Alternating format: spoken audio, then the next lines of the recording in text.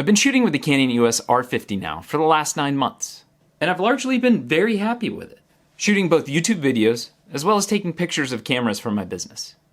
I was mainly using the 18 to 45mm kit lens, as well as the Canon RF to EOS mount that enables a variety of Canon EF DSLR camera lenses to work. And I've been happy, really happy, particularly with the 24 to 105mm STM lens for everyday shooting, but I really wanted to get a native macro-capable walk-around lens for it. Therefore, I decided to purchase this, which is the Canon 35mm STM lens. With an MSRP of $499, it's one of the most affordable Canon branded native lenses for the RF series. I've got an affiliate link down below in the description so you can directly find it if you're interested in purchasing it after this quick review. This lens will work on the Canon EOS R10 R50 R100 R, RP, R3, R5, R6, R7, and R8 bodies at the time of this filming. This little guy is like the Danny DeVito of lenses. It's small, but it packs a punch. It offers not only macro capability with the closest focusing distance of around 7 inches, but it has great portrait shooting capability too. And it's really lightweight at about 11 ounces, which is 305 grams. It's also substantially less expensive than its brothers, the 14 to 35mm f4 and 15 to 35 f2.8 that are each over $1,000. It also has this control ring functionality on the front, which is standard for RF lenses, and it's a really nice touch, I think. Canon lets you assign the ring to a variety of values like aperture and exposure compensation. Pretty handy for quick manual adjustments on the fly. This lens also offers image stabilization, which didn't used to be as common as it is now in lenses, but the image stabilization built into this lens really helps out, as nearly all Canon EOS R bodies don't have image stabilization, except for models like the R7, which the body alone is close to $1,500. Here's a few of my favorite pictures that I've taken with this lens. The pictures are uniformly very sharp and have some nice background blur. You may notice some central clarity and a little more distortion around the outer edges, which is common with almost all 35mm f1.8 lenses that I've tested. That's actually a bat in the right corner of the sunset. I didn't know it was there until I took the picture.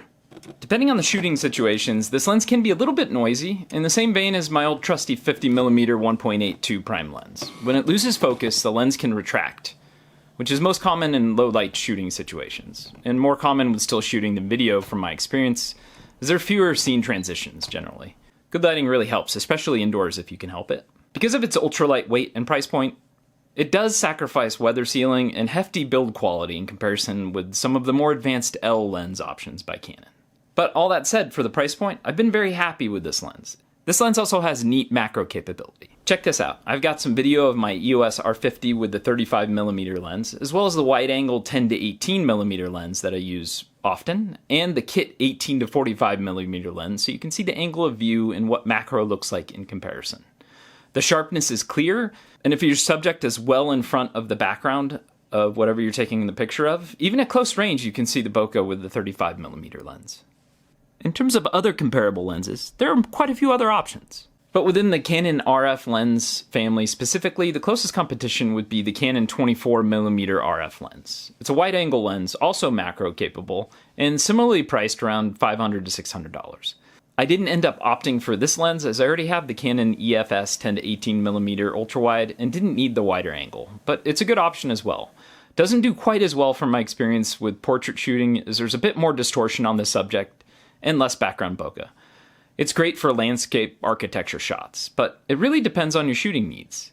Cosmetically and shooting-wise, apart from the focal length, stylistically these two are very similar. Also, we're covering all of the R series bodies, from budget like the R50 and R100 up to the $3,000 to $5,000 models. So certainly you can find higher performing lenses at higher price points. This video is specifically about the more budget-oriented 35mm f1.8 STM lens. I think functionally this is one of the best value lenses to get for the EOS R50 and comparable models because of its versatility.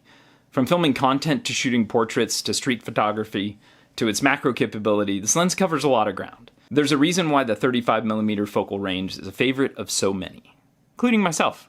No matter what lens you end up choosing, hope you have a good time with it. Thanks for watching.